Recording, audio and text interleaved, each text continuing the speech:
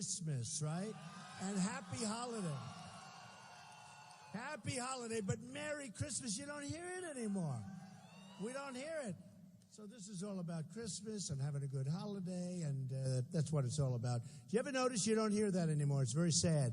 You go to these stores and they say something, they put whatever they put up, but they don't say Merry Christmas. They'll start saying Merry Christmas again, folks, believe me.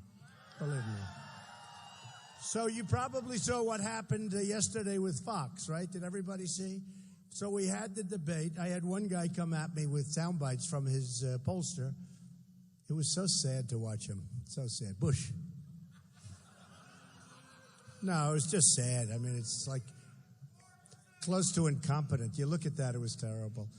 And then he does an ad where it's his piece, but he doesn't show my piece. Because my piece is what killed him. But his piece, and then they cut it. I said, where's my piece? No, yeah, he's a tough guy, right? He's tough. Oh, and then they're accusing me. Putin called him brilliant. That's not good. Well, isn't it sort of nice if, like, countries that we're always fighting with, maybe we get along and let them do, right? I mean, look, we're all tough guys, but wouldn't it be nice if, like, Russia and us could knock out an enemy together, not us bear the full cost sometimes, like... we're always fighting, but I've had some guys say, oh, Russia. How about one of the people up in the city? I wouldn't talk to them. I wouldn't discuss anything. I wouldn't talk. What do they want to do? They want to have a World War III, okay? World War III. For what? For what? And they have problems. We all have problems. Russia's got plenty of problems.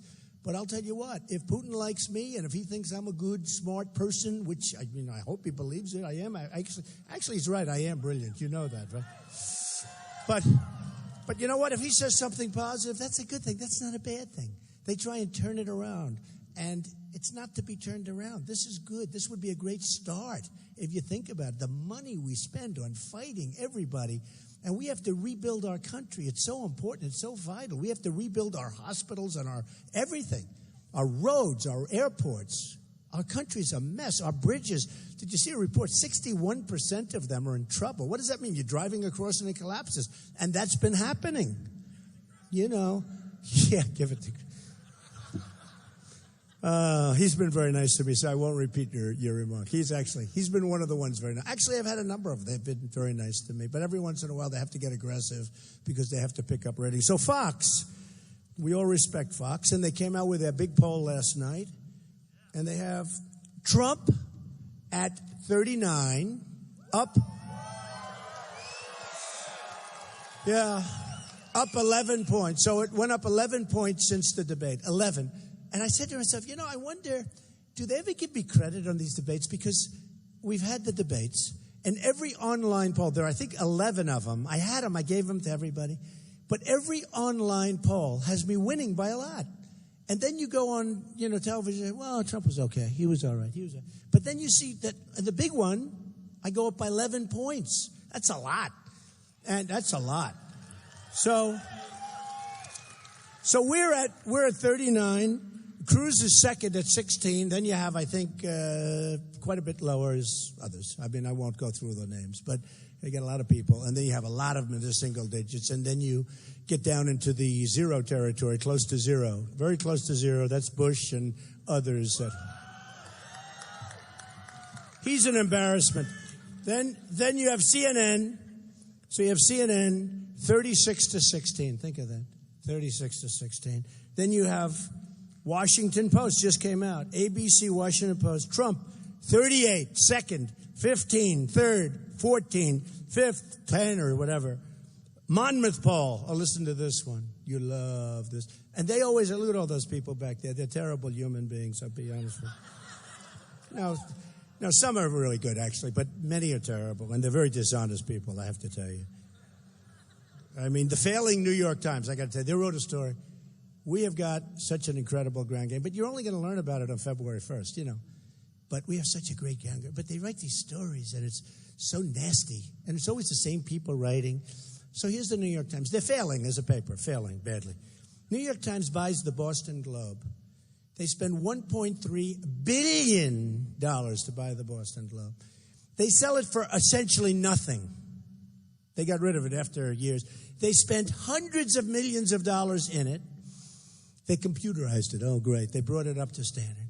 They actually moved from one of the great buildings of the world, their original headquarters, into a building not so good. But they spent hundreds of millions of dollars in losses on the Boston Globe. They end up selling it for almost nothing. So, I don't know, maybe they're in for $1.5 billion, maybe they're in, let's just take their purchase price, I don't know. So figure they're in for $1.3 billion. Let's say they sold it for 50 or 70, $75 million. So they took a loss of $1 billion something, okay? Then they have an office building, one of the most incredible, most beautiful places. It's like a cathedral of journalism, okay? A cathedral. They sell it to people I know very well in the real estate business, smart guys, people smart. We need smart people. See, I know all the smart people. We're going to use the smart people to negotiate our deals, right? So, the New York Times, I call it the failing New York Times. I call it the failing at New York Times. I put it in the Twitter. They are so dishonest, but a lot of them dishonest. I mean, Washington Post is very dishonest. But that's the whole thing, because the person that bought it uses that for influence so he can keep the taxes down in the company that he runs, okay? That's the way it works. That's the way it works. But let's stay in the New York Times for a little while. So the New York Times loses a fortune on the Boston Globe, beyond money. And now it's in financial difficulty, right? The New York Times sells its office building, which they should have never, it's not an office building, it's a magnificent cathedral to journalism, with all the great publishers, because the New York Times, phenomenal. But now it's in big trouble. It's like a lot of problems. So New York Times sells this building for, I believe, and correct me if I'm wrong back there, but I believe about $150 million. And the people that buy it flip it, not very long thereafter, for $500 million. Actually, I think it was more, but let's say $500. So they sell it for $150, and they need the money desperately. They sell it for $150, and it gets flipped for over $500 million. Okay, so you got Boston Globe, where they lost like $1.3 billion or more, and you've got the office building where they sell it, and the people flip it a number of years later for tremendous price. Got a tremendous price. And then they tell you about how to run a campaign. Now, can you believe it? And they give phony numbers and so dishonest. And I the advantage I have is I can call people out. So whether it's the Times or the Wall Street Journal, I can call them out. I can call them out, and I do. I like to call them out. I don't care. What difference does it make? I mean, if this thing doesn't work for me, it's fine. It's fine. I love you anyway. Bye-bye. I'm going to go relax. Okay? 3.5 hours I flew to be with you people today. And now it's 3.5 hours back. I flew in from Florida. Somebody said, oh, you know what? That's a great group, but it's a smaller venue. Listen to this. One of my people who meant well. Don't worry. It's not Chuck and it's not Sam. They wouldn't have the guts. You know what I'm talking. No, one of my people said, oh, it's a smaller venue. Don't worry about it, Mr. Trump. We can just do that another time. I said, how many people? They said like 1,000, 1,500 maybe. Yeah, probably 1,500. So, and it was going to be 400 or 500.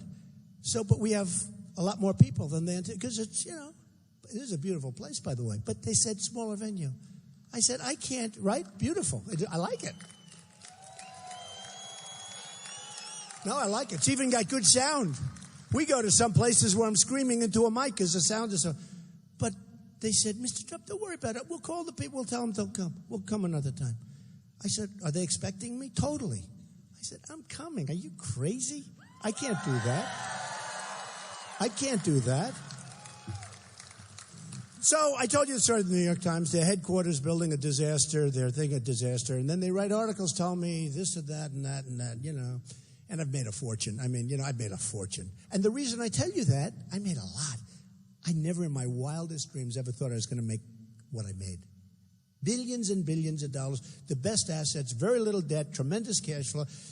The reporters were so disappointed when they went to the federal election, right? Where you file all these papers. I have almost 100-page report on financial. They were so, hello, are you with the New York Times by any chance? How did these people get in here? Who are you shooting for? I think now they're shooting for no, they're probably shooting actually for the Wall Street Journal. They like that story about the New York Times. But anyway, just keep shooting, fellas. Don't worry about it. It's amazing. I don't think this ever happened before. That's okay. Look, here we have NBC. They're supposed to be back there, but that's okay. So it's been an amazing period. I've had so much fun doing this. And the fun is meeting the people. We've had crowds. I mean, in Dallas, we had 20,000 people. In Mobile, Alabama, we had 35,000 people. By the way, in different places in Iowa, we're setting records. Here, we're setting a record. In different places in Iowa, we're just setting records. And I don't mean records like by 2 people more. No, I don't mean by 2 people. I mean, we quadruple. And I mean, if people, they come up here, they'll have 20 people, 30 people, 40 people, if they're lucky. And you look at the kind of crowds. Look up here. I mean, look at the kind of crowds we have. And it's just an honor. And the thing that amazes me and impresses me the most, and I had no idea, I go around all over the country. We had 20,000 in Oklahoma. Every record has been broken by me in Iowa. In New Hampshire, same thing. It's been incredible. Massachusetts, I'm at 52. Now, Tom Brady likes me, so that helps, right? Tom Brady is my pal. Tom Brady is good. Tom Brady said Trump's a winner. I mean, he's a winner. When Tom Brady says you're a winner, that's a good feeling. Because he's great. He's a great guy. I'll tell you what, he's a great guy. That's what he is. He's really a great guy. But we're doing well all over. But I got to know the people. And I got to know the vets. So many vets are being treated so badly. And I got to know the vets. We're going to treat them great. Believe me. Believe me. We're going to treat our vets great. And we're going to make our military really, really, really strong. And in many ways, it's the best investment you can make. Because if you make it really strong, really adept, really good, really powerful, you're not going to have to use it, folks. That's the way it works. You're not going to have to use it. Nobody's going to mess with us. It's the cheapest thing we can do in so many ways. Instead of these things that go on forever and we don't know how to fight. And I've been saying for years, get the oil, right? Has everybody heard it? Now the other day I'm hearing the candidates. They used to say, isn't that ridiculous? I've been saying, get the oil, take away the wealth from ISIS, right? I've been saying that for 3-4 years. Now, I actually said something different. I said, don't go into Iraq. 2003, 2004, headlines. Trump says you're making a mistake. You're going to destabilize the Middle East, all that. Okay, so I'm right. I should get points for vision, but I'm sure they'll never do that. Nobody ever writes that story. I mean, they never write it. I say it all the time, but they never write it. They only write the bad stuff, right? But there's not too much bad stuff. So don't go into Iraq. So we go in. I said you're going to destabilize the Middle East because Iran and Iraq were the same militarily, right? And they'd fight. They'd always fight. That's all they do. They fight. They like to fight. We don't want to fight. We're better at fighting than they are, but we don't want to fight. No, we're better. We're better than anybody. We're better. We had the right leadership. But we're better. But they like to fight. They've been fighting forever.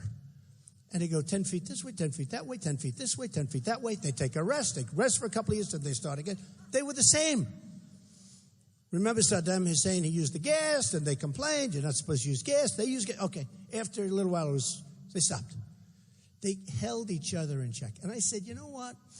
I don't know about weapons of mass destruction, which turned out to be a fallacy, but you're going to destroy the equilibrium. You're going to destroy that whole balance of the Middle East. Because I've been watching these guys fighting. My whole life, they've been fighting. So I said, you're going to destroy it. Well, we go in, we decapitate the one. We spend $2 trillion. Now, I've been saying $2 trillion for 2 years, by the way. I know one thing. It hasn't gone down. It could have gone down if they did what I said, which was keep the oil. My man. It could have gone down if they kept the oil. See, I didn't say bomb the oil. I said keep the oil. And give some of it to the vets and the families and the wounded warriors who have been so badly hurt. But no, seriously. Now, of course, with oil prices being down so low, it's not quite the same thing, but it's still good. And a lot of people think that maybe OPEC is pouring out oil because they want to destroy a lot of companies. They want to destroy companies. It's a theory. Got to think about it. You heard the theory, anybody, where OPEC is pumping out a lot of oil? Because they want all these companies, there's a glut of oil. And there has been for years. but it used to be over $100 a barrel. Now it's really dropping down 35, which I love personally. But the oil companies are getting hurt. A lot of guys are going to go out of business. And, there's a theory that OPEC does that in order to drive everybody out of business. And then they cut back and the oil price goes up and they make a fortune and they have a monopoly again. But who would ever think? These are our friends, right? They would never do that. They would never do that. So who knows? It's a theory. I personally think they're just trying to make as much money as they can. Okay, personally. But there is that theory out there. So I look at what's going on and I look at the decisions that are being made about running our country. I look at a Sergeant Bergdahl, I call him the 5-for-1, where he's a traitor, a dirty, rotten traitor, when you think about it, where we lose 5 people, probably 6, dead, great young people. I see the mothers and fathers on television talking about how great their son was, etc., in this case, sons. But I watch the people, they're like devastated. Their lives are just a disaster. It's just horrible. Talking about how great, showing pictures. Killed looking for this guy that we shouldn't even want. Now, when we made the deal, we knew he was a traitor because they had a general and a colonel there talking to everybody that knew him. And they knew he left, and he was a traitor. So we lose 5 or 6 people, and we make a deal. We knew this. So we give them 5 of the worst killers that are right now all back on the battlefield. You've been seeing it. 5 of the people they've wanted for 9 years. We release them and give them back for one dirty, rotten traitor that I'd like to make sure this guy, frankly, I'd drop him right back in the middle of the area that we took him from. You want to know the truth? I'd love that. But... And now I'm hearing he may not get any prison time. Can you believe it? So I always say this. 50 years ago, he gets a bullet, right? 25 years ago, we started getting a little weaker. Probably doesn't get a bullet. Probably gets a hell of a long term in jail, though. Maybe the rest of his life. 10 years ago, started getting a little weaker. Probably 10, 15 years. And today we're talking about... Oh, well, he didn't feel good. He decided he didn't want to do this. He, had a headache. And he's really regretted his decision. I don't know if you saw him. He didn't like the orders he was given. Can you believe how stupid and weak and ineffective our country is being? So it's very sad. So I call him the 5-for-1. I mean, he's a 5-for-1 president. He makes these horrible deals. He doesn't know. That's a deal. See, that's a deal. It's people, but it's a deal. We get Bergdahl. And they get 5 people that they want. That's a deal. Iran deal, right? Now, 2 weeks ago, I just thought, and it just came into my mind. I have a nice mind. But 2 weeks ago, it's the first time I ever thought of it. I don't think I've ever said it. I used the Iran deal as an example of the art of the deal in reverse. It's a deal made by the New York Times. This is a deal. The New York Times probably thinks it's a great deal. So think of it. We give them $150 billion. We give them all sorts of things that they never thought possible. During the longest negotiation I've ever seen, lasted for years, Kerry, our great genius, he's walking in. I would like to have this. No. Oh, okay, we'll take less. Okay. First of all, he should have walked in there day one. He should have said, we want our prisoners back. They would have said no. It's true. Day one. Not now. Now. We want our prisoners back. And they would have said no. And then you walk. You say, sorry. And you double up the sanctions. Within 24 hours, they call you back and they say, you got your prisoners. Let's get going. Then from day two, you don't say this day one. You say this day two because you don't want, just worry about the prisoners. Now you get the prisoners out 3 years ago. They would have been out for nothing. Now they want to start a negotiation to get our prisoners. Can you believe it? The deal's done. Why didn't they put this in? These are stupid people we have leading us, folks. I mean, I want to be nice. These are stupid, stupid, stupid people. No, it's so unbelievable. It's so unbelievable. So think of it. But now I say to myself, we don't get our prisoners. We give them $150 billion. They say as the excuse for not getting the prisoners, and I'm not even saying the prisoners are number one priority, because to be honest, nuclear is very important and we have to get, you understand. But you get it for nothing. You get our prisoners back. I met with the wife of the pastor, wonderful guy. He's in one of the worst prisons in the world. She doesn't know how he is. She's a wonderful woman, really nice woman. She can't believe that they didn't come back. So we don't get our prisoners. They get 150. We have to give them 24 days notice if we want to check a nuclear site. We have to give them 24 days. Why? 24 days. We think you're building nuclear. Oh, okay, come back in 24 days after we sweep up the place, right? Let's move that stuff out or move it over here. But the 24 days doesn't click in until you go through a whole process. So the 24 days, I don't know. I guess it could be a year, 6 months. It could be forever. But the best of all, on a certain site, certain areas, they have the right to self-inspect. In other words, they're going to self-inspect. We think you're building nuclear here. Oh, let us go check, and we'll call you back tomorrow. No, we promise we're not. Can you believe how stupid we are?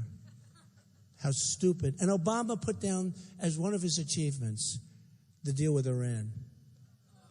No, yesterday he said one of his achievements. I see it, one of his great achievements, the deal with Iran. A child, is there anybody here under the age of 5? Because anybody here under the age of 5, you are. Hold that beautiful girl up. You could have, hold her up. Is that your daughter? Son, daughter? Right there, yeah. She could have made a much better deal. Do you agree? She could have made a much better deal than our president made, believe me. She could have. Believe me, she could have. Anybody could have. And he puts it down as an achievement. Oh, no, I see it. Well, 12, I have no doubt about then. She said she's 12, and she's beautiful, too, by the way. But you know what? Anybody could have done it. What we did is incredible. We've given every single... But that's just the way we are. That's just the way we are. So all of that stuff is going to change. I mean, the one problem is, assuming I get in, if I get in, the money's gone. The money's gone. 150 billion is gone. I can do everything better. I'll renegotiate. The money's gone. 150 billion. They don't have to develop nuclear anymore. They can buy it. Why would they develop it? They can buy it better than they can develop. We are absolutely run by incompetent people. It's got to stop. And the last time I looked at running, and Romney was running, and he was very nice, but something happened to him at the end. I don't know what happened. He went away on a vacation or something. Because I thought it was going to be a close race, but you had a failed president, and that should have been won. I think in many ways it's easier than this one. You had a failed president. And for some reason, I would call their people, I'd say, why isn't he going on Leno? Because in all fairness to Obama, he went on Leno, he went on Letterman, he was all over the place. And Romney was like, where was he? Anyway, he lost. So I went with McCain, he lost.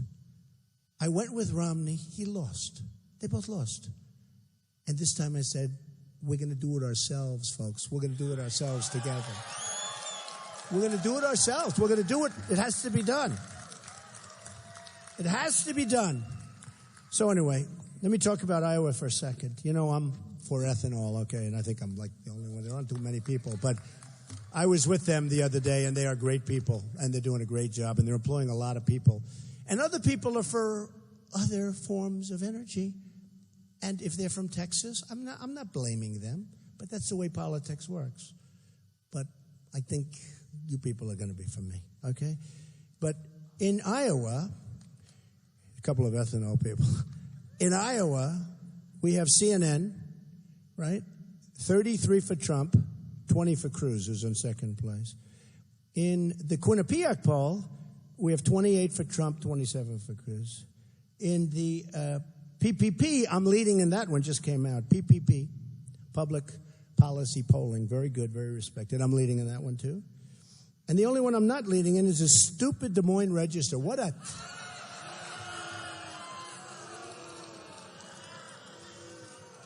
And you know, it's interesting. What a terrible paper. What a terrible... No, it's disgusting. Hey, look, it's a dishonest paper. No, I don't believe their number. I'll be honest. I mean, how can we be leading in CNN where they hire the finest pollsters in the world, and CNN were leading 33-20, and with this? And here's the bad part about the dishonest press. I never read about CNN. I never hear about CNN. I never hear about PPP. I never hear about Quinnipiac. It's every story is Trump is down in the Des Moines Register, but all over the country. They never talk. I said, what about CNN? And I guarantee you CNN spent a lot more money. It's big stuff, right? I said, what about CNN? Why aren't you talking about CNN? You don't tell me about CNN. All you tell me about is this stupid newspaper that, frankly, is going out of business, I hear or I think. I mean, think of it. We don't even let them come into our sessions. Now, they can be. There's somebody, but we don't give them press credentials. They're terrible. I mean, do you think they like me if I don't give them press credentials? I don't think so. I'm just the only one in the country, I think. Yeah, maybe I'll do that with the New York Times. I like that. So, it's one of those things. But we're doing great. We're doing great in Iowa. Now, in all the other ones, we're leading, and we're leading big. So here's what's happened, and it's, to me, very interesting. When I started this journey, I'd sort of finished this way on the polls. But, and again, every single polling agency that studied the debate, and to the best of my knowledge, there are 11 of them. Drudge, great guy. He is a great guy. He's got a great company. Really, really respected. Time Magazine. Now, they don't like me because they didn't pick me as the person of the year, and they should have, right? I will say this. I don't take a view on it, but even people that hate me, when they're sitting around the table, the pundits, they all were predicting, like unanimously, that Trump was going to get it.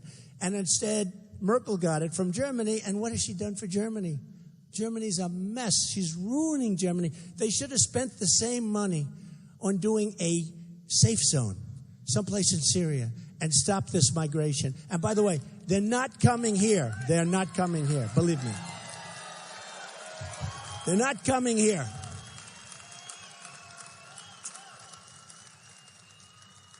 So we have all of these polls, and of the 11 polls that we had everything.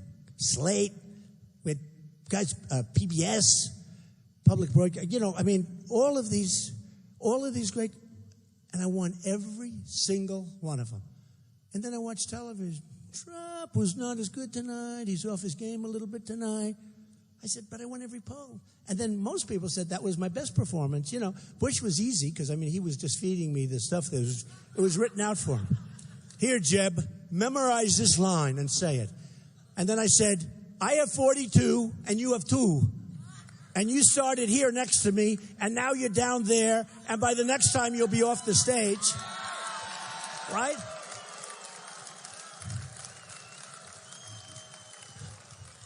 And this poor guy does an ad, and he puts in his words, but he doesn't put in my words. That's a little, wouldn't you call that false advertising? I think so.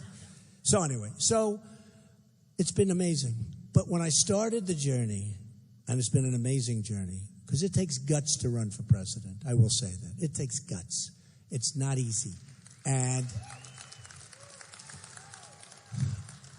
all my life I've heard, if you're a successful person, you can't run. You've done so many things. You take a guy like Obama, he never did anything. He never did anything other than buy a house, right? He bought a house, which is a very questionable transaction, right? But he never did anything. That's true. Never did anything. So, there's nothing to say, oh, gee, I do hundreds of deals. The deals come out of my ears, and they're good deals. Most of them are phenomenal deals. And by the way, the ones that are bad because the market changed, I made them okay too, or some cases I made them better than if they were good. I'd take a deal. That's the sign of a deal maker. When you can take something that's a disaster and make it better than if things stayed good. When the economy crashes, like I've had deals where I do it, everything's going great, then the economy crashes. Not my fault. And I go back, I do a number in the banks. Oh, the poor banks. But I do a number in the banks and this and that. And I end up doing better than if the deal was good. I have a couple of them. I'm very proud of those deals. I can't put a trophy up because I can't talk about them, but they're great. But that's what you need. That's a sign of a real somebody. And we have, with the $19 trillion in debt, now going up to $21 trillion. $21 trillion, you know how much money that is?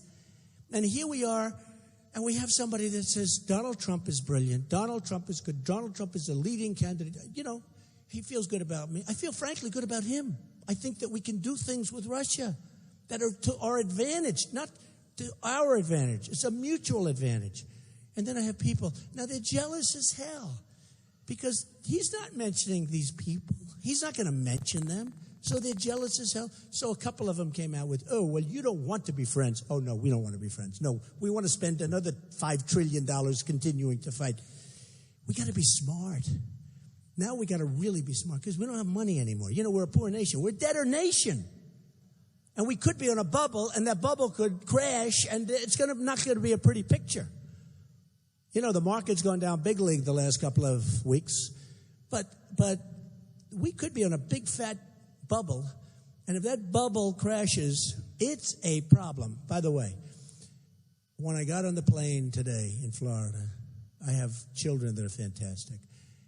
But I have children that have grandchildren. I have grandchildren.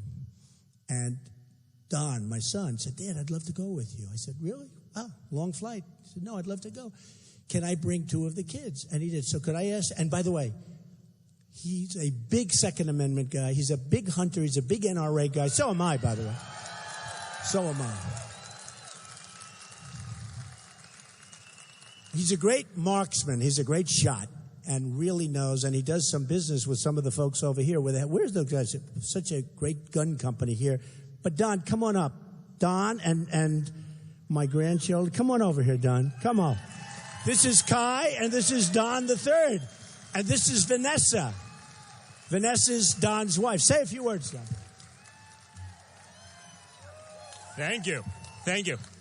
Well, first and foremost, it's great to be here, especially this time of year. Unfortunately, I'm wearing a suit and not Carhartts or camo. I would much rather be in a tree stand right now in Iowa. So, but no, it's really amazing. Thank you for the great support. I really look forward to my hunting season hasn't gone in Iowa yet. I'm coming back in January to enjoy a little bit of the free time that you guys offer here, and your deer are a lot better than mine in New York, so I can't wait to be back here for a week in January. I won't even be on the campaign trail. I'm just here hunting, so it's going to be fun.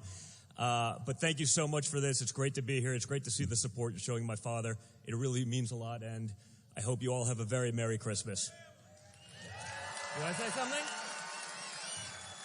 This one's not shy, so she wants to say something. Hi. Hello. My name's Kai. Thank you for supporting my grandpa, and thank you for being here on this beautiful day. Have a very good Christmas. See, people, that's genetics. Not afraid of the microphone. A lot of people would be very afraid of that. So thank you so much. Donnie, do you want to say something? All right. Merry Christmas, everyone. I think Santa's going to be good to them. So Merry Christmas again, folks. Have a Happy New Year. And thank you again for all your support. It really means a lot to us. Thank you. Thank you. Wow. He's a good guy. He's been good. But he loves the hunting, Second Amendment. You know, it's very interesting when you look at Paris, and I say this to people because I come in from New York, and a lot of people say, oh, gun control, gun control, gun control. I say to them, okay, so in Paris you lost 130 people. They have the strictest gun laws in the world. Just about, they say. I mean, you can't have a gun. They had the magazine. Same thing happened a number of months ago. So guys walk in with guns. They don't have guns. Nobody has a gun. And I say this to these people that are trying to, persuade me. They can't. Impossible. I'm a Second Amendment guy. I can't. It's terrible what's going on. And they know I'm right. They can't win the argument. So I say, let's say in Paris we had 2 or 3 guys, just 2 or 3 people with guns strapped to their ankle or their waist. I'll tell you what, it would have been a whole different story. You wouldn't have 130 people and plenty others going to die because they're so mortally wounded. They're so badly wounded. Got a lot more going to die. And if there were a few, like this big guy right in front, boy, if you had a gun strapped on you, what do you think? They were in trouble, right? You're going to go down fighting, right? You better believe, and you're going to take them down with you, or at least they're going to be really badly hurt. I don't get it. I don't get it. Then you look at this woman who came over here radicalized, and she did on a fiancé visa. Do you ever hear of these things? Fiancé.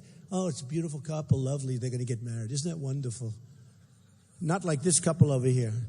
A wonderful couple is going to get married. Oh, fiancé visa. She's radicalized. They never checked her social media. I check my social media for people. They never checked her social media, and they never checked anything. I mean, she just came over. And she either radicalized or the kid was already radicalized. He didn't know what the hell he was doing. And they went in and they shot 14 are dead, and others are probably going with them. Maybe it's more than that even now, but there's some very badly hurt people, badly wounded. And if there were a couple of people with guns in there, it would have been a different story. At least they would have had a chance, right? Then you have the soldiers. We're on a military base. You had 5 soldiers. One of them was like the highest decorated. I mean, this is a real soldier. And the others were all terrific soldiers.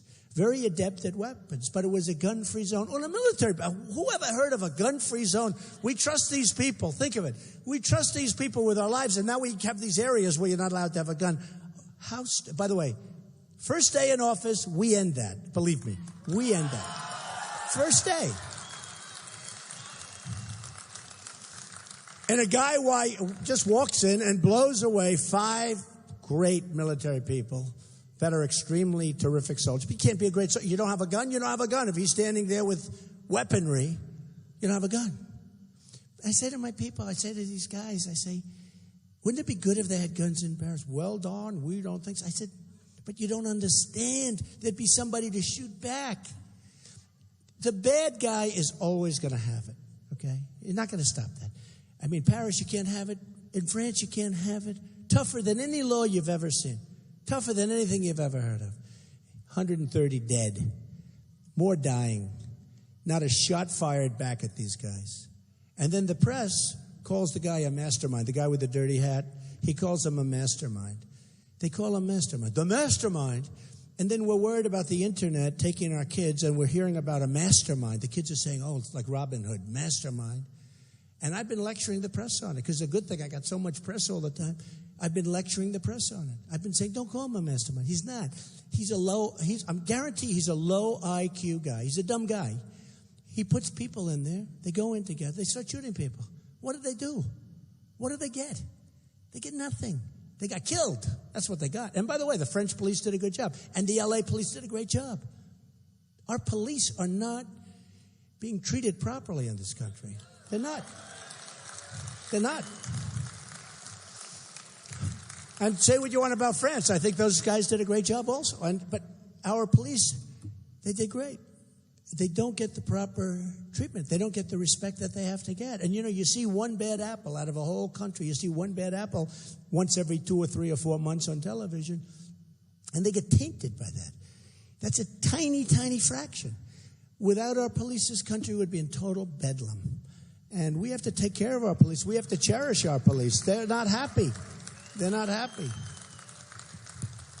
So when I started off, I was talking about trade with China, how China's ripping us off, which they are. I mean, like big league. We have trade deficits that are so enormous. Nobody even knows. The government reports these numbers. I'm hearing $505 billion now. I used to say $400 billion. Now I'm hearing last year $505 billion. We don't even know. We have no idea what it is. I mean, these guys can't do Obamacare website. It costs $5 billion and it doesn't work. And Obamacare, by the way, deserves. We're going to repeal it. We're going to replace it. 100%. 100%. We're going to repeal it. We're going to replace it. But think of Obamacare. It's dying of its own weight. Now, I've always said that was going to happen. We have a Supreme Court justice appointed by Bush, unfortunately. But we have a Supreme Court justice, Roberts, who should have never done what he did. He did in order to be popular in the Beltway. That's why he did it. To be one of the Beltway people. That's why he did it, folks. I'm a very smart guy. I'm a very good student. I can read really well. There was no way he could have come down with that decision. No way. No way he could have done that. He did it twice. Now, the first time would have killed it. The second time would have mortally wounded it. It would have died quickly. But the first time especially, but both times he should have voted against it. He didn't. Because he wanted to be popular with the circle, okay? That's why, in my opinion. What do I know? In my opinion, okay? Now, and the other judges, a couple of the other judges, I mean, I hear, who knows what happens there. But I heard one of them wouldn't speak to him for a long time and was very angry at him. What he did was wrong. But I talk about Obamacare. I talk about the $5 billion website, which is, to me, incredible because it's so stupid. It's so bad. I'll give you one. A friend of mine called up. He said, would you do me a favor? Would you talk about the Wollman rink in Central Park? And I don't want to, it's been a long time, but basically it was a rink. He always says, but he's watching the speech tonight and today. And I said, I'll do it. He said, it's the best story. It's not huge numbers or anything, but it tells you. And it had to do in the Koch administration when he was the mayor of the city. We had a rink, couldn't get built. 7 years, ice skating. It's an ice skating rink. It took them 7 years. They spent tens of millions. They were spending money like it was hand over fist. And I have a daughter, Ivanka, who's great. And you know Ivanka. And she said, Daddy, when can I go ice skating? You know, after about 7 years, I said, baby, let me go on. So I call up Koch. I say, I'm going to do it. And he really gave me a lot of resistance. I mean, he was not the greatest human being in the world, believe me. A lot of resistance. Because in a way, he didn't want me to do it well because I'd be showing him up. This is a politician. Here he's getting killed. He was being killed in the press. Absolutely killed with this rink. They're way over budget by many, many times, beyond anything you can imagine. They had stupid people, incompetent people, people that shouldn't have been doing it. I went to him, I said, do it. He said, no, I don't want to do it. I said, what are you wrong? What's wrong? Believe me, I did a number on him, and he ended up giving it to me very reluctantly. I'll tell you that. I take it over. I got it done in 4 months. And I mean, I still operate it today, many years. No rink in the world does the business that we do there. It's been a fantastic thing. But I got it done. Got it done in 4 months. If I didn't do it, it would have been 10 more years, I'm telling you. And my friend said, you got to use that, sir. Private goes in, does it. I did it fast. I did it quick. Much better. And by the way, of the money I spent, I did it for $1.8 million. They were in there for close to 20. They don't even know. And it would have been 30, 40, 50. I did it for $1.8 million. I had trucks lined up all the way to Harlem. That's miles. Concrete trucks. Because you want to do one contiguous pour. You don't want to pour and then stop. Pour and then stop. But the problem was that we're using the wrong plan. They had to do an ice skating rink, they hired an engineering company from Miami Beach, right? Where it's 100 degrees. And he did refrigerators. He didn't do ice, he did refrigerators, which is fine. So he came up with a plan to do Freon. Now, Freon is gas. That's where it goes along. And they had miles and miles of pipe, because it's a very big surface, 4 or 5 times bigger than this room, I would say, at least. So they have miles of this beautiful copper tubing. And if there's one little pinhole, it's not going to work because the gas is going to escape, right? One little pinhole. So they put down a lot of it, and the next day it's stolen because it's copper, right? Interesting story. Then they do it again and again and again and again. And stolen. Then they put police around it, stolen. They put the wrong police. If we had our police, it wouldn't be stolen. My police, believe me, it's not going to get stolen. But stolen so much. Every time they put it down, it would get stolen over a period of a month. And the problem was then they were pouring little sections at a time. They'd pour a section like the size of this stage. And then they'd do another one and another one.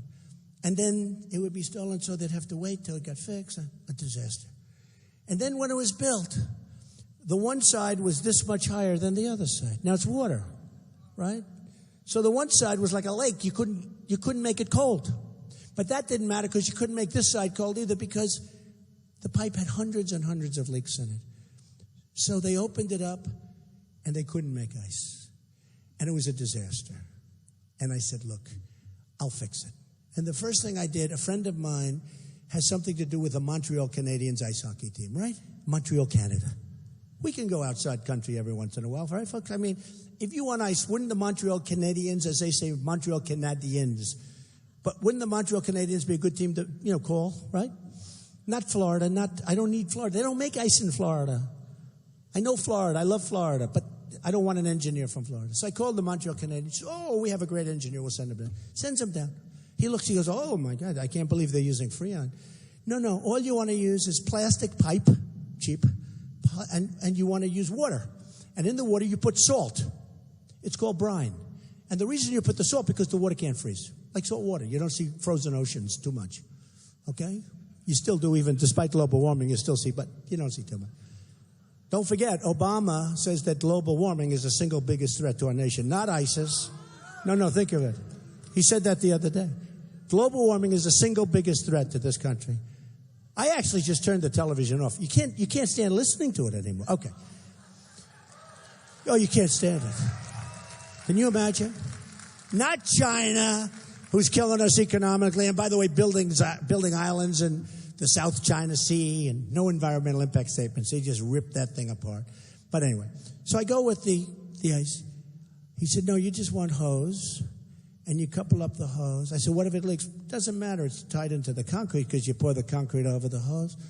So if it leaks, it doesn't matter. It doesn't get through the concrete. But make it tight. Ideally, don't leak. He said, but the nice thing, nobody's going to steal the hose because it's plastic. It's nothing. I said, you're right. So we put miles of this stuff every 4 inches, back, forth, back, forth. I took, of the 1.8 million, most of it was demolition, by the way. Somebody said, well, but they gave you a head start. I said, yeah, head start. Most of the work I did was demolition.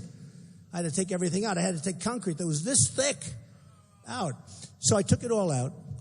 We poured a beautiful 6-inch slab with beautiful hose in it. We tested the hose before we poured the concrete. We poured the concrete in 1 day. It was a 28-hour pour, contiguous. 1 day. These guys did a great job. 1 day, beautiful pour, flat. We measured it out with lasers going from one side to the other, dead flat. We put 4 inches, 3 inches of water in, turned on the machine. We had ice. It was amazing. And we then had an opening. And it took me 3 months, not 4 months, I say 4, but it really took me 3 months. And we had it open. And we had one of the most beautiful evenings ever. We had Peggy Fleming, Dorothy Hamill. We had every gold medalist there.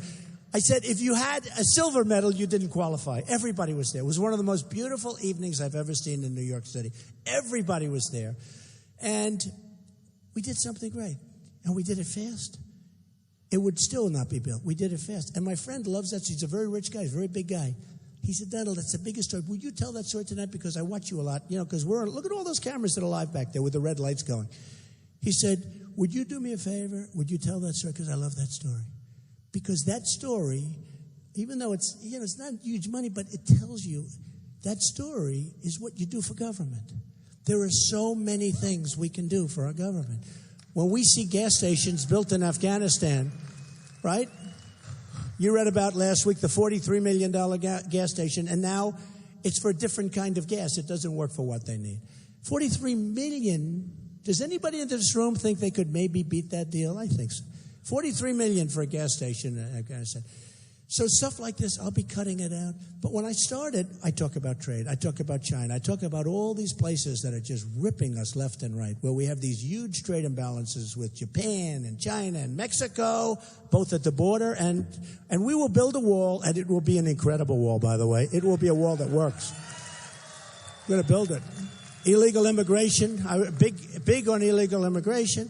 And it was interesting. Ted Cruz has been very nice to me. But yesterday I heard him saying, we're going to build a wall. It's the first time I heard, everyone wants to build a wall now. I'm the only one now everybody wants to build a damn wall.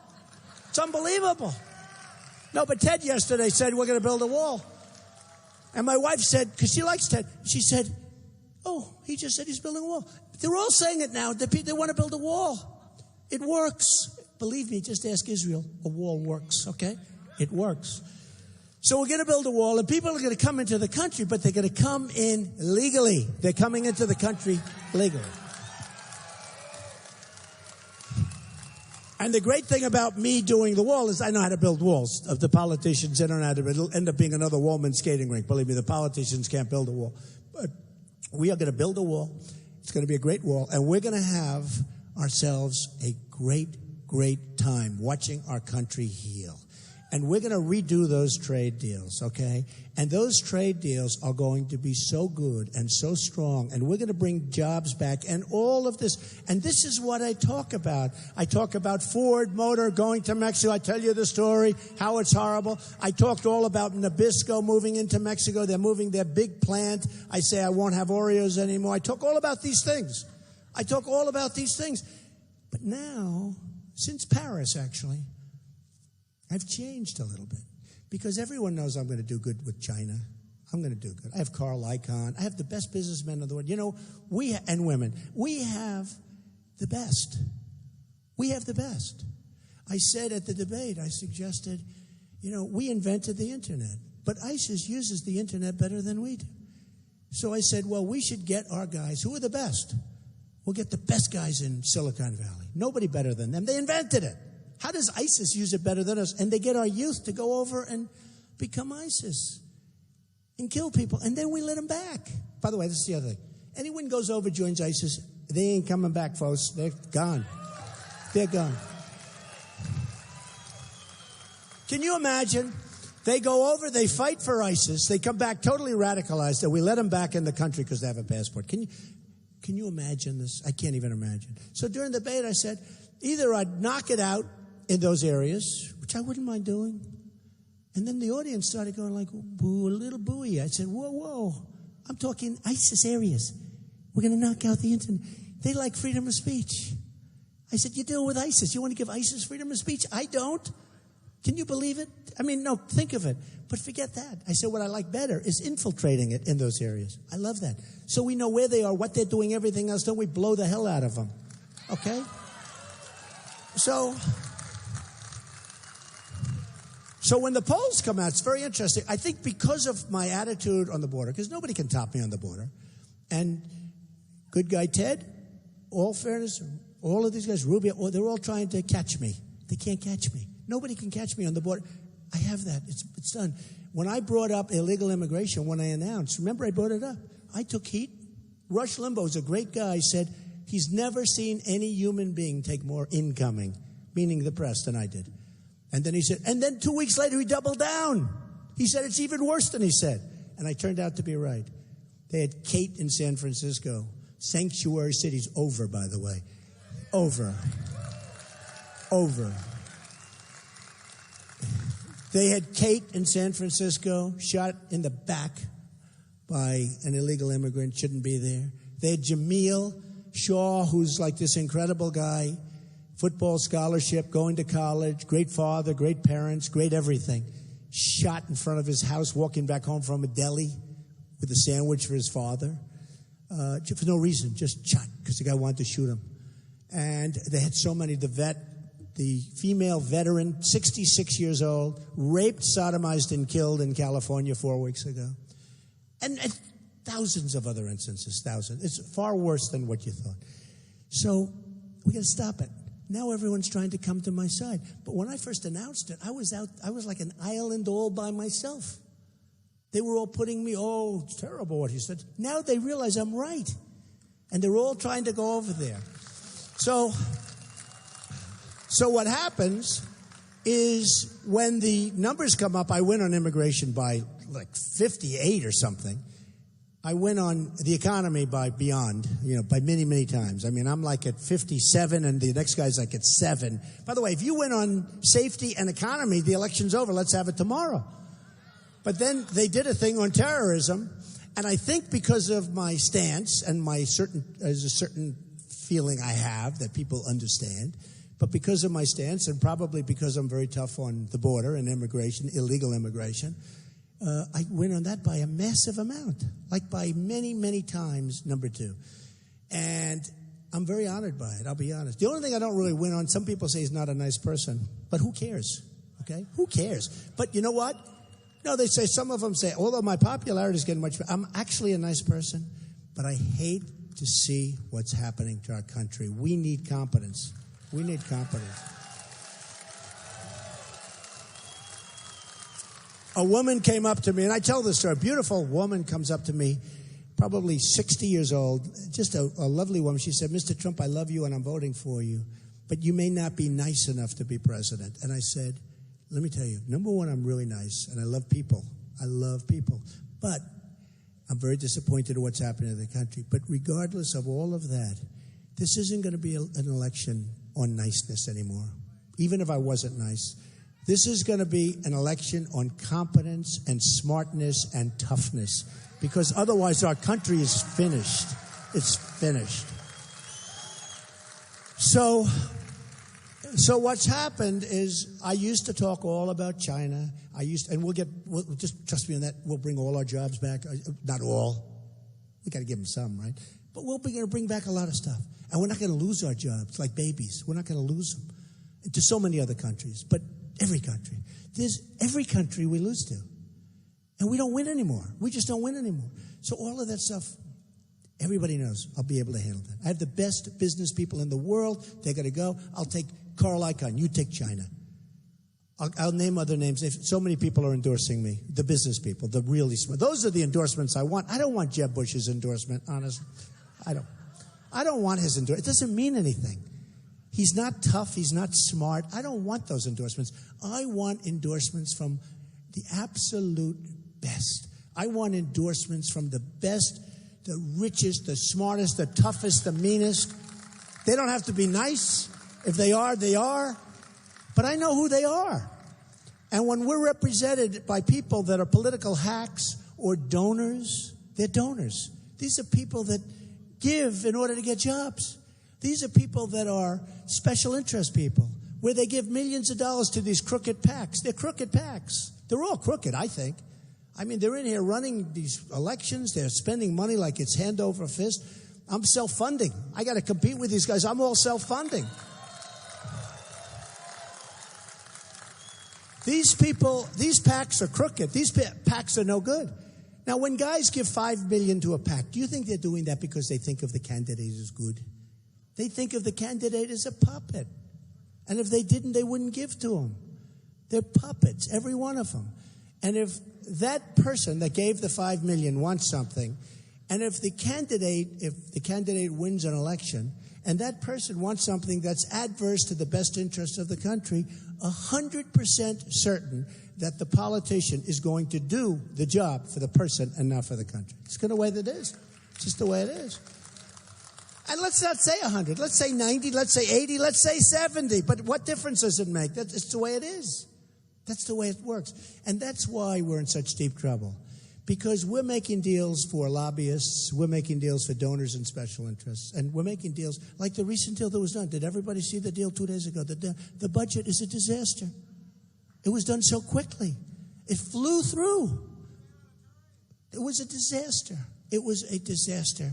More debt, more. It's just the same thing. I'm telling you. The word bubble. Remember the word bubble. You heard it here first.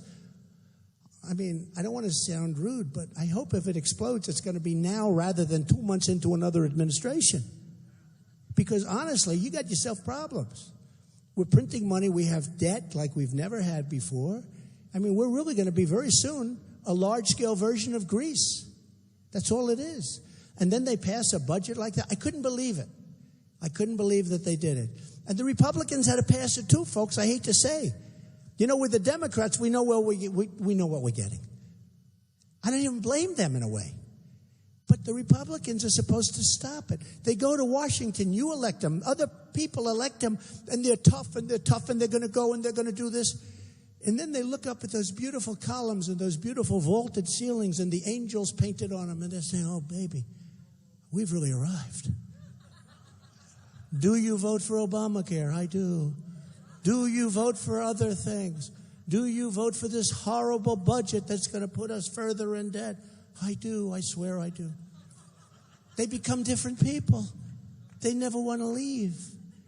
And it's amazing that will never happen with Trump. That I tell you. Never. Never going to happen with Trump.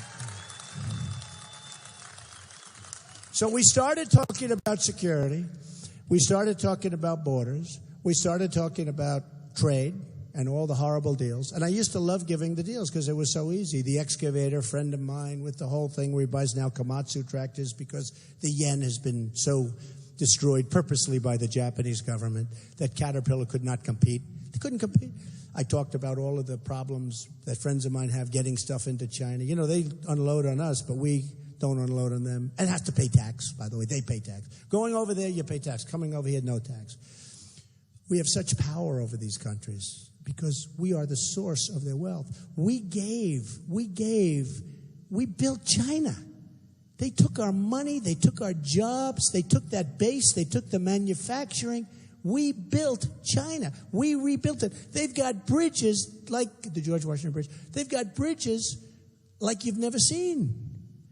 I mean, they have things that we don't even think. They've got airports you wouldn't believe. And then we fly into LaGuardia. They have potholes. Honestly, it's incredible. One thing I want to mention to you, though. So with Iran, we talked about the deal. But Iran, what they really did was even more brilliant.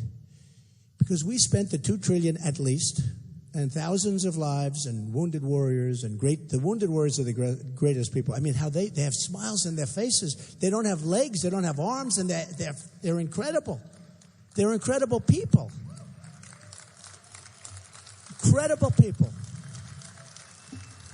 But But the Iran deal, and I told you, the Iran deal was terrible. But the great deal that Iran deal is they're taking over Iraq. That's 100 times, that's 1,000 times better than the deal they made with us, where we had incompetent people representing us. That's 100 times. That's 100 times. That's 1,000 times. And I just thought of it. I told you before. I just thought of it 2 weeks ago.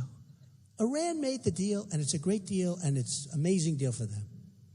But the deal they made that's unbelievable is we went in and lost thousands of lives, spent trillions, not billions, trillions of dollars. We decapitated Iraq. And now they're going in with our money. They're going in and taking over Iraq with the second largest oil reserves in the world, by the way. Unbelievable. And we let this happen. That stuff will never, ever happen if I become your president. That I can tell you. Never. So, just to conclude, it's been an amazing trip for me. It's been an amazing journey. We have the biggest crowds of anybody by far, and that includes Bernie Sanders, who, by the way, did you see what Hillary did to him? I told you, she's like a snake with no energy. No, she's like a snake. Here's this guy, this foolish guy, Bernie, super liberal, conservative. I don't know, you might want to call him a communist. They say socialist.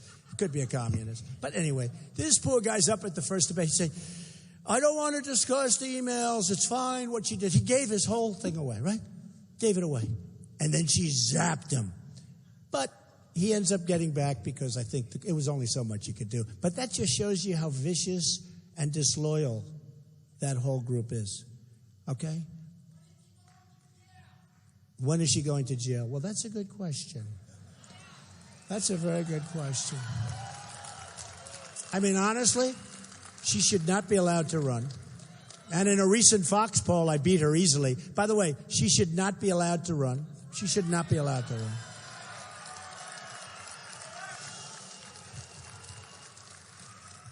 She is being totally protected by a Democrat government. You know that. She should not be allowed to run. And we'll see what happens, but I don't think anything's going to happen. I think she's totally protected.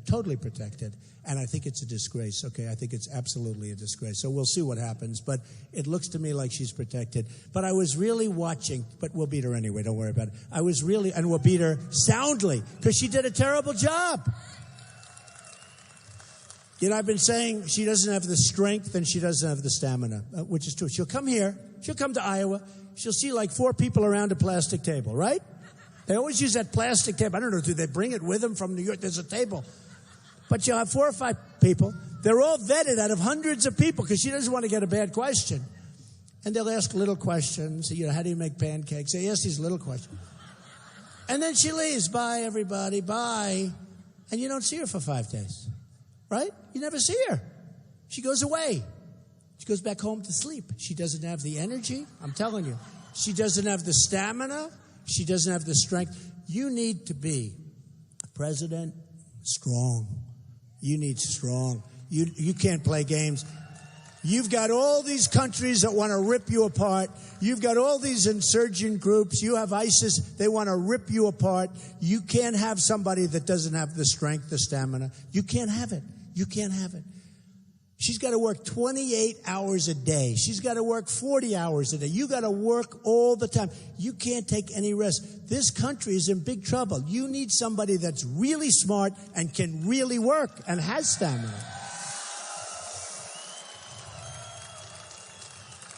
We got to put it back together again. We're going to put it back together again. And that's the biggest thing.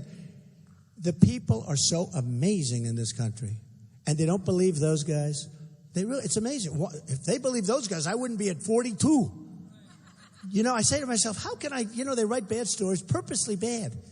We have here, as an example, the best ground operation. You'll see, you can only see on February 1st. I mean, honestly. And if I'm wrong, I'm wrong. I'll say, hey, we didn't make it. We didn't make it. But I think we're going to make it. I think we're going to win Iowa. And Iowa is very important to me. Because Iowa is very important. Because, it's sort of interesting. I was watching on television today. It was very interesting. And they had these, people around the table. And they call them the talking heads. And most of them said, Trump will never run. I ran. Oh, he'll never file his financials. I filed my financials, and they turned out to be amazing. Oh, they figured maybe I wouldn't. Maybe I'm not as rich as people think, right? So it turned out I was much better, much richer, which is good, because that's the thinking you need. Okay. He'll never file Form A. That's where you sign your life away. I filed Form A. So that was bad. Then I started, and before I ran, I was like at 2 or 3, because nobody thought I was going to run. My wife said, if you run, you'll win. Because people love you, and they trust you, and they think you're really smart, and they think you're going to get something done. She did. She's my pollster. Melania is my pollster. These guys spend hundreds of thousands of dollars a week on pollsters. I say, what do you need a pollster? These guys give you free polls every week. They give a new poll. It's 100 pages long. They spend millions. What do I need a pollster for? Politicians. They don't talk. They don't go to the bathroom without getting the approval of their pollster. It's true. But anyway, she said, no, if you run, you win. So, what do I know? And then I said, we got to do it. Because I see things happening that are so dumb.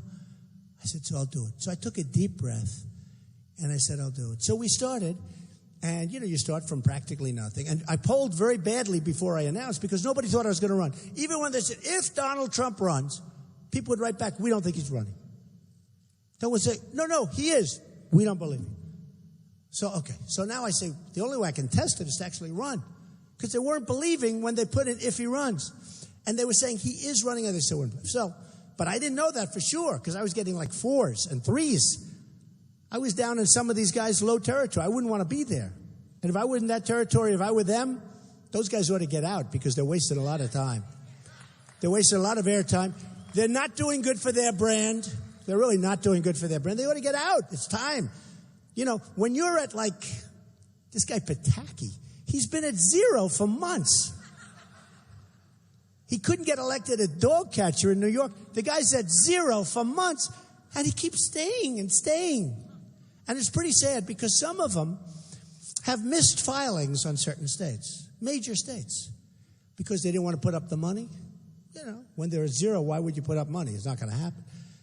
So they didn't want to put up, so they missed their filing date. And there's nothing you can do about it, right? So they missed filing in certain states, and they didn't want to put up the money, or they couldn't get 10,000 signatures or whatever it was. So they're continuing to run. Now, if I were running the party, I'd say, look, excuse me, if you can't win the state of X, a major state, if you can't win Virginia because you're not allowed to go in, or if you can't win South Carolina, or if you can't win this one or that one because you didn't file, that means it's taken off your list. You're not allowed to be in the debate anymore. We have guys that didn't file that are still in the debate, and they're ranked at 0 and 1%. And we need more time. When we're talking about terrorism, I don't want to be given 30 seconds. Mr. Trump, in 30 seconds, what would you do about terrorism, sir? I said 30 seconds. So hopefully that will be, because we really do need fewer people in this thing. I mean, it should be, down.